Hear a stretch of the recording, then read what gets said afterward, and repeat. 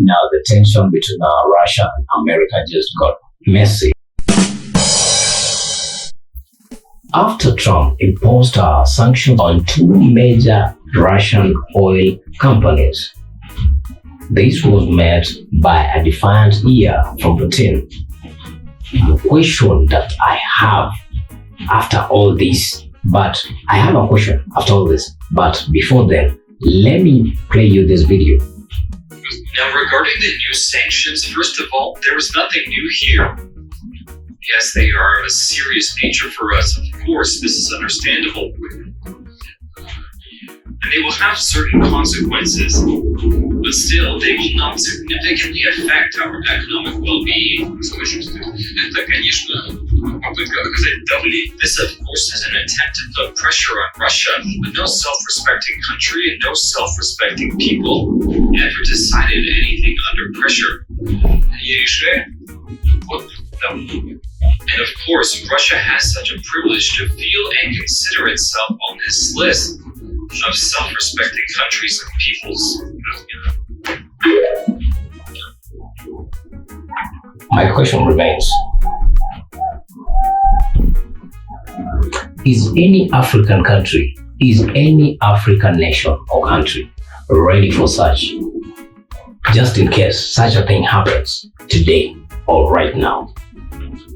Can any country go against the United States of America or Russia or China?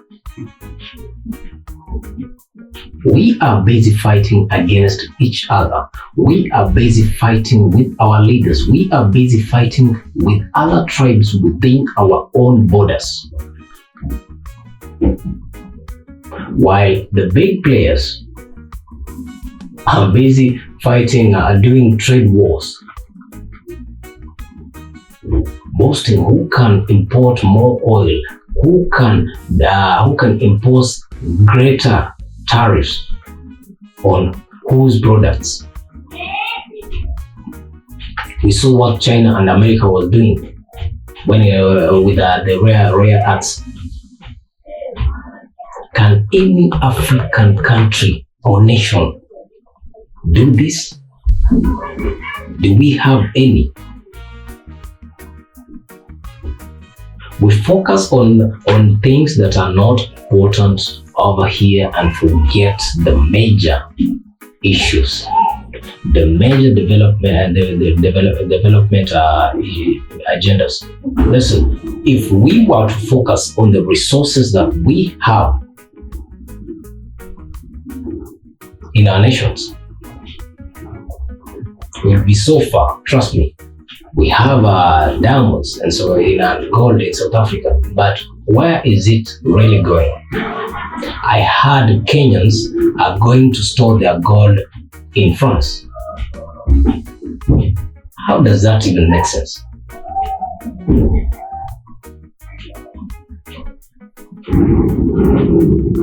The Ugandan gold is being mined by Europeans. How is that? Listen, Africans, you need to wake up. I won't talk much today. Don't expect me to pamper you. I won't pamper any African today. Listen, I won't, because even our brothers from America, our black brothers from America, the black Americans, they don't like us. They don't like us. They don't like us identifying with them. So I won't pamper any African today, because these are our issues and we need to work on ourselves. We don't have any other time in the future. We might have a World War III or IV, whatever, anytime soon. From any time, because we've seen what Trump is doing. Trump is triggering every other nation, every other greater nation. And the situation is right now, as of now, is so volatile that you can't predict what happens next. So, my only question to our African leaders, what are you guys doing in preparation for this? Or you're just busy looting your countries to their knees, busy fighting against each other, busy fighting the opposition, busy like literally doing nothing and begging for more and more grants from these foreign nations. You wake up, you hear the Kenyan president has gone to China to ask for more grants, to ask for more loans. You hear the Tanzanian president has gone to France to ask for more. You hear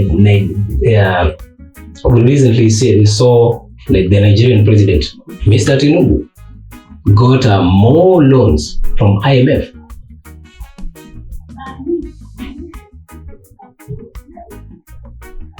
Like and when they give this money, you don't see the needed development, the real development that the mwananchi is a Swahili word, needs. Mwananchi is a Swahili word that means the common person in a nation or in a country. We are not seeing the development that is needed. Infrastructure, technology, what? We only hear them talk about climate change, climate what, climate. That's a scheme, a fraud scheme. That's a serious fraud scheme. And I'm going to compile. Listen, I'm going to do a whole documentary about that topic.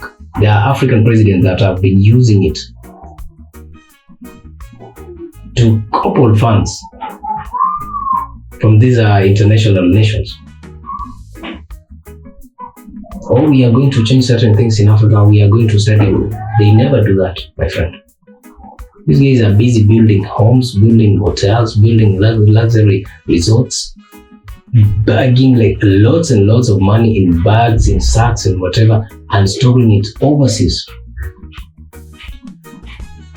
So Africans are their own real problems, and especially the leaders.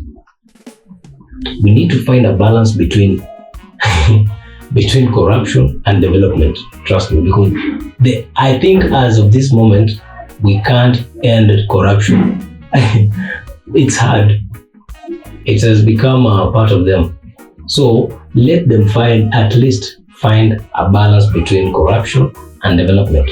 Yes, you can take, but then at the same time, do something.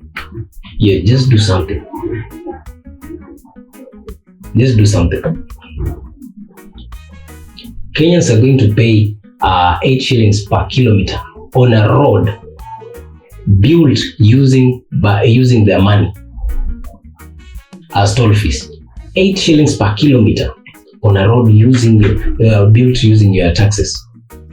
You can imagine. It has already been passed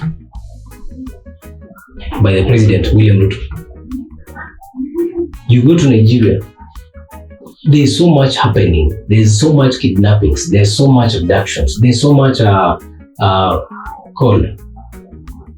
people being used for sacrifices in modern day. But the president is never talks about it. Now we've had the genocide allegations going on over there. We haven't had the president talk about the issue, or address it, at least address it. These guys are just there. You go to South Africa, my South African friends, the Dudula movement, they are chasing illegal foreigners from their land. What the president only did was say, but these guys helped us to fight the whites when we demanded independence. Please don't chase them out, but never imposed any law to curb that vice. So our African leaders are our real problem. I've seen a revolution starting in Tanzania, and that's a good thing, trust me, because there's a long-term fear instilled in people. I've never seen or heard of protests in Tanzania, but this is the first time. I've seen clips, I've seen photos, I've seen what, I've heard voice notes all over TikTok, of our youths, and both youths and all millennials going out just to fight for their rights. It's a good thing. Trust me, it's a good thing. It's a good thing. So Africa needs to stand up. There's no other time, and no one is coming to fight our cause. No one is coming to help us. Keep in mind, no one, because those guys are most definitely targeting to come back here. The resources they looted years ago are finished, are depleted. They're looking for all possible ways to come back here and steal more. So you have to be on the lookout. If you allow your leaders to continue borrowing and borrowing and borrowing, at the end of the day, your nation will belong to some other people. My name is Pojuski. If you haven't subscribed to this channel, kindly do so. I won't pass there. That's why I end this video.